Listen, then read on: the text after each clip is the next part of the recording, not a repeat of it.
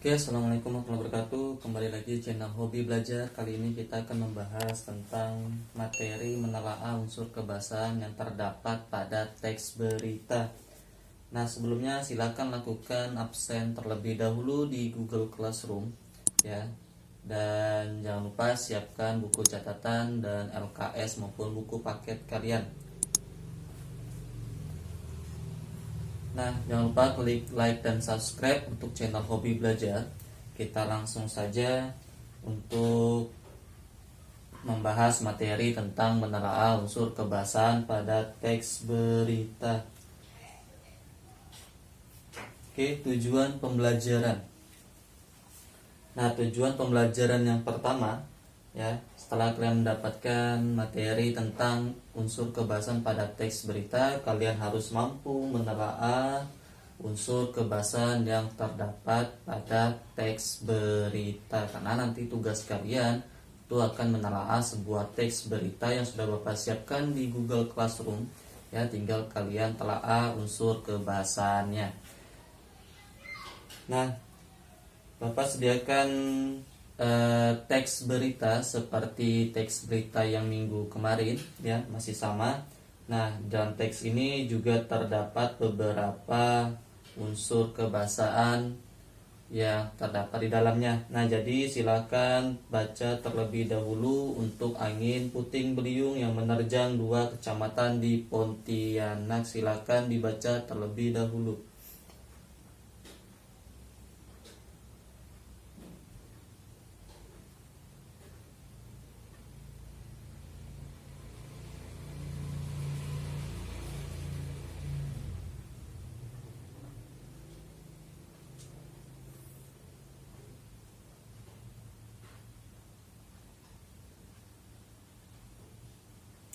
Nah, oke, sudah. Nah, di teks ini terdapat penggunaan bahasa baku, ya, penggunaan kalimat langsung dan tak langsung yang terdapat di pembahasan materi kita pada hari ini. Nah, langsung saja, ya, kita bahas terlebih dahulu unsur kebahasaan mengenai teks berita.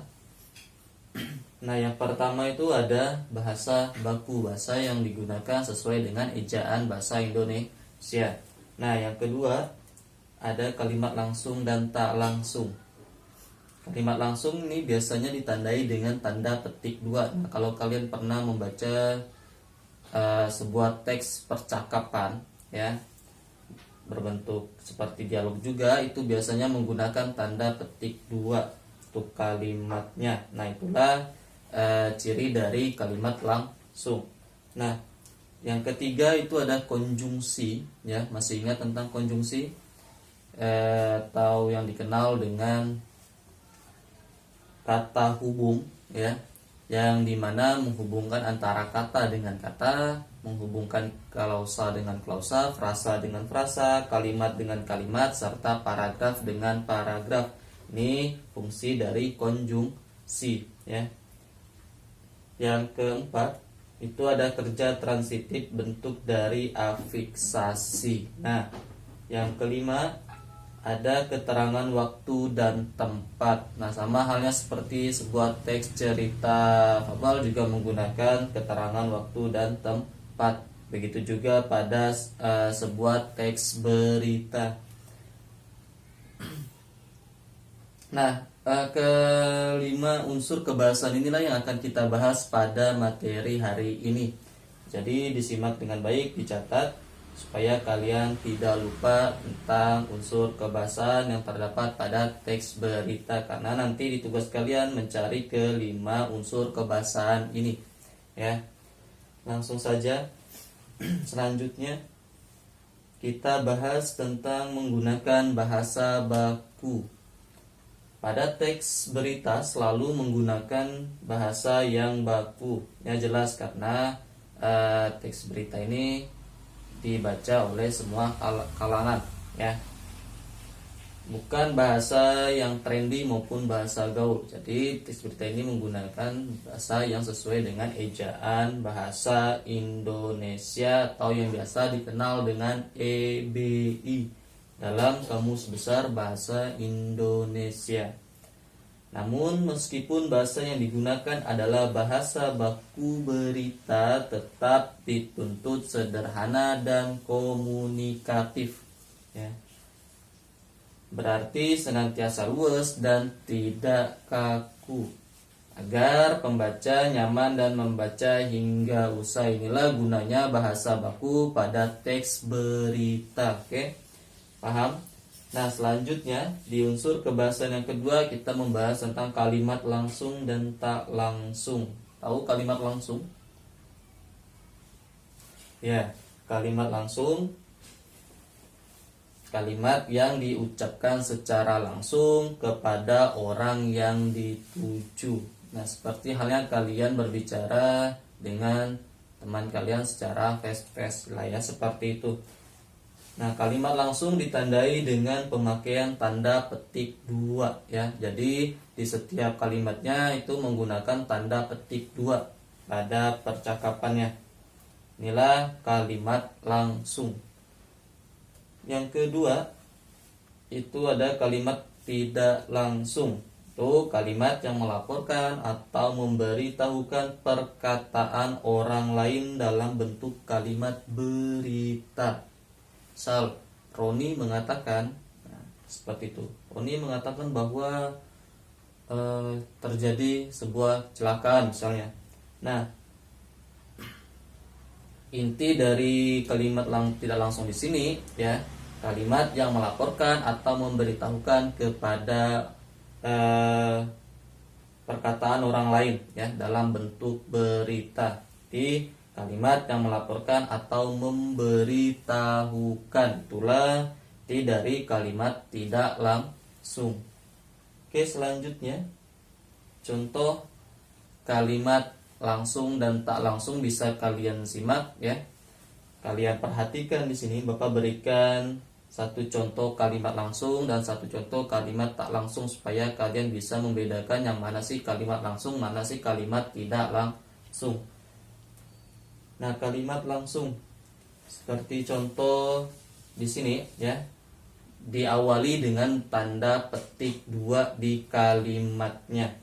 Dari data yang saya terima terakhir sudah mendekati 300-an rumah yang rusak dengan tingkat kerusakan ringan, sedang, dan berat atau parah, kata Edi dikutip Antara Senin 20.07.2020. Nah, tanda kutip terakhirnya itu diletakkan di akhir perkataan ya, sebelum kata Edi. Nah, seperti itu. Ini merupakan contoh dari kalimat langsung. Nah, inilah tandanya kalimat langsung. Jadi bisa kalian pahami di situ. Kalimat tak langsungnya contohnya seperti ini, tidak menggunakan tanda petik 2. Nah, Edi mengatakan rumah warga yang kena terjangan puting beliung umumnya mengalami kerusakan pada bagian atap. Nah, ini merupakan contoh kalimat tak langsung. Kalau kalian perhatikan dengan seksama, di sini terdapat perbedaan antara kalimat langsung dan tak langsung. Jadi kalian harus bisa membedakan mana sih yang termasuk kalimat langsung, mana yang termasuk kalimat tak langsung. Karena nanti tugas kalian juga akan seperti ini. Kalian disediakan sebuah teks berita, lalu di dalam teks berita itu ada terdapat kalimat langsung dan tak langsung. Nah, nanti kalian diminta untuk mengubah kalimat langsung menjadi kalimat tak langsung ya. Oke, paham sampai di sini? Jika kalian tidak paham, kurang mengerti, bisa kalian tanyakan di kolom komentar atau japri WhatsApp Bapak. Oke, yang selanjutnya konjungsi. Nah, konjungsi kata hubung ya, yang menghubungkan antara kata dengan kata, frasa dengan frasa, klausa dengan klausa, serta kalimat dengan kalimat dan paragraf dengan paragraf. Ya, ini penggunaan konjungsi. Pastinya kalian sudah tahu beberapa konjungsi yang terdapat pada sebuah teks karangan ya, yang sudah kalian dapatkan di materi pembelajaran kelas 7 lalu. Oke, Oke, namun untuk di teks berita ini hanya menggunakan dua konjungsi, yaitu konjungsi subordinatif dan konjungsi temporal atau penjumlahan ya. Nah, kegunaan dari konjungsi subordinatif di sini ini untuk mengubah kalimat langsung menjadi kalimat tak langsung dengan menggunakan konjungsi bahwa ya. Jadi nanti kalimatnya diubah menjadi kalimat tak langsung dengan menggunakan konjungsi bahwa. Nah, nanti Bapak berikan contohnya supaya kalian bisa mengubah kalimat langsung menjadi kalimat tak langsung. Oke, konjungsi yang kedua, temporal atau penjumlahan ya. Ini seperti ini. Kemudian sejak, setelah, awalnya dan akhirnya. Kemudian pemadaman itu pun datang untuk memadamkan kobaran api tersebut. Nah, seperti itu. Kalau dalam satu kalimat terdapat ada kata kemudian, berarti dia menggunakan konjungsi temporal dalam teksnya ya. Sama pada kata sejak, setelah, awalnya, akhirnya. Nah, seperti ini. Ini konjungsi yang digunakan dalam teks berita. Oke, lanjut. Nah, contoh dari konjungsi subordinatif yang menggunakan konjungsi bahwa untuk mengubah kalimat langsung menjadi tak langsung seperti ini. Saya kalian simak dan perhatikan. Nah, kita mulai dari kalimat langsung terlebih dahulu ya. Dari data yang saya terima terakhir, sudah mendekati 300-an rumah yang rusak dengan tingkat kerusakan ringan, sedang, berat, ataupun parah. Kata Edi dikutip antara Senin 20/07/2020. Nah, ini bentuk dari kalimat langsung yang tadi ya. Kita ubah bentuknya menjadi kalimat tak langsung dengan menggunakan konjungsi subordinatif bahwa. Nah, maka hasilnya akan seperti ini.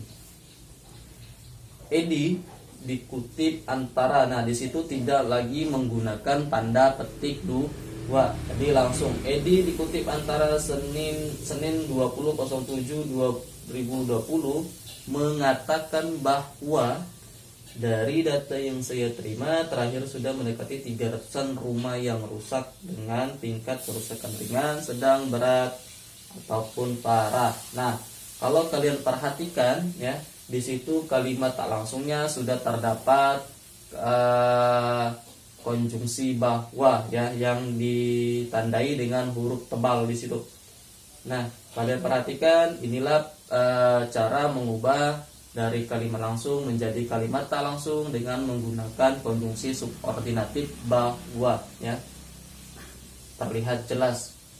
Mudah kan cara mengubah antara kalimat langsung dengan kalimat tak langsung. Karena nanti tugas kalian akan bentuknya seperti ini ya. Oke, kita lanjut. Konjungsi temporal atau penjumlahan. Nah, Bapak ambilkan dua contoh saja untuk konjungsi temporal yang terdapat pada teks berita. Nah, pertama contohnya, nah ada kata setelah. Setelah ini menggunakan konjungsi temporal.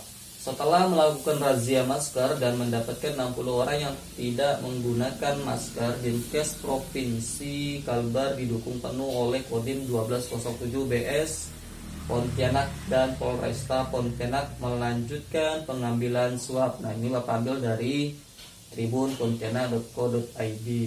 Nah, kalian perhatikan di situ penggunaan konjungsinya terletak di awal kalimat ya, tidak masalah. Nah, kalau kalian sudah mendapatkan kalimat ini, berarti ini adalah penggunaan kalimat konjungsi temporal ya. Tinggal kalian garis bawahi atau kalian tanda konjungsinya. Oke, yang kedua, dia mencontohkan Kabupaten Mempawah yang awalnya berada di zona merah, zona hijau, jika tidak ditanggulangi dengan cepat bisa potensi jadi zona merah. Ya, ini dikutip dari kalbar.antaranews.com. Nah, di sini ada kata awalnya yang terletak di tengah tengah-tengah kalimat ya. Tadi di awal, sekarang tengah kalimat. Nah, Kabupaten Mempawah yang awalnya ya, ini kalau kalian mendapatkan kata awalnya ini berarti juga menggunakan konjungsi temporal. Bisa ya menentukan konjungsi temporal dalam sebuah teks berita. Nah, kalau kalian sudah mencatat tadi beberapa konjungsi temporal, berarti kalian bisa menemukan konjungsi yang terdapat pada sebuah teks berita nantinya. Oke, lanjut. Kata kerja transitif bentuk dari afiksasi. Nah, dalam kata kerja transitif dari bentuk afiksasi ini menggunakan sebuah imbuhan ya, yang berafiks awalan dan gabungan. Masih ingat tentang imbuhan? Nah, ada 4 jenis imbuhan. Ada awalan, akhiran, sisipan, dan gabungan ya. Ada prefiks, sufiks, infiks, dan konfiks. Jadi yang digunakan dalam teks berita ini hanya 2. Itu ada prefiks dan konfiks, gabungan awalan dan akhiran. Nah, perhatikan di sini kata kerja berafiks me ya, berafiks me. Me di sini adalah imbuhan awalan. Nah, di situ ada me garis. Nah, tanda garis ini untuk meletakkan kata dasar. Nah, jika kata dasarnya berbentuk KPTS, jika mendapatkan imbuhan me, maka kata dasar tersebut menjadi luluh ya. Seperti contoh yang ada di depan ini. Nah, membuat, me ditambah kata buat menjadi membuat. Nah, menolong, me ditambah kata dasar tolong menjadi menolong, nggak mungkin metolong. Nah, inilah yang dinamakan kata dasar KPTS yang luluh jika mendapatkan imbuhan me ya.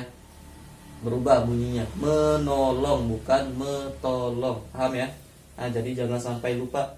Oke, yang kedua berafiks ber. Ber ditambah dengan kata suara menjadi bersuara. Ber ditambah kata dasarnya fungsi menjadi berfungsi. Ini contoh kata kerja dari bentuk afiksasi. Oke, yang ketiga berafiks memper. Memper ditambah kata dasarnya besar, memperbesar. Orang itu memperbesar masalah yang terjadi. Nah, bisa seperti itu. Memper ditambah kata dasar lama, memperlama. Berafiks mei. Nah, berafiks mei di sini menggunakan imbuhan konfiks, gabungan antara awalan dan akhiran, yang dimana tengah-tengahnya disisipkan oleh kata dasarnya. Contoh, me ditambah kata dasar kurang ditambah akhiran i menjadi mengurangi bukan mengkurangi ya. Jadi kata dasar yang terdapat KPTS akan luluh jika mendapatkan imbuhan me. Melindungi, kata dasarnya adalah lindung, mendapatkan imbuhan gabungan menjadi melindungi. Selanjutnya berafiks memperi, sama mempertanyai, kata dasarnya adalah tanya.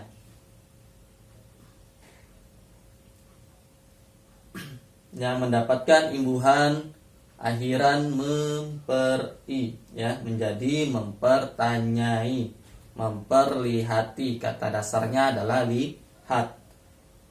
Terakhir berafiks mekan, menyatukan, me ditambah kata dasar satu ditambah akhiran i menjadi menyatukan bukan mensatukan ya. Merasakan, kata dasarnya adalah rasa, mendapatkan imbuhan gabungan konfiks me dan kan menjadi merasakan. Oke, paham ya untuk imbuhan, sudah ingat kembali tentang imbuhan pastinya. Nah, kita lanjut keterangan waktu dan tempat. Nah, keterangan waktu dan tempat kita bahas keterangan waktu terlebih dahulu. Ini ditandai dengan kata pagi, sore, malam, kemarin, besok, lusa, minggu depan, bulan depan, tahun depan, dan lain sebagainya. Nah, ini merupakan sebuah keterangan waktu. Kejadian itu terjadi pada pagi hari. Nah, ada kata pagi hari di sini berarti dia menggunakan kalimat keterangan waktu, ya.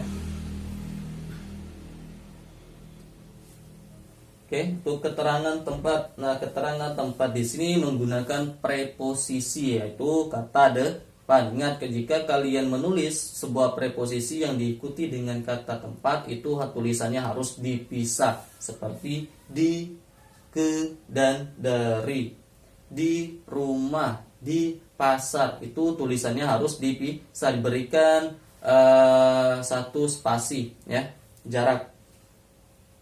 Jangan digabungkan tulisan di rumahnya, tapi di spasi rumah. Ke pasar, ke kantor, misalnya.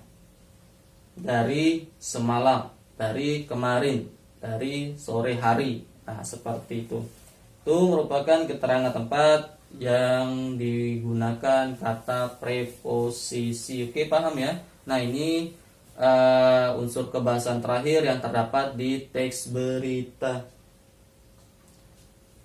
Oke, simpulan. Nah, simpulan pada pembelajaran hari ini kalian sudah mendapatkan tentang pengetahuan tentang bahasa baku, kalimat langsung dan tak langsung, konjungsi, kata kerja transitif bentuk dari afiksasi, serta yang terakhir keterangan waktu dan tempat. Oke, nah jadi jika kalian kurang mengerti, bisa kalian tanyakan di kolom komentar.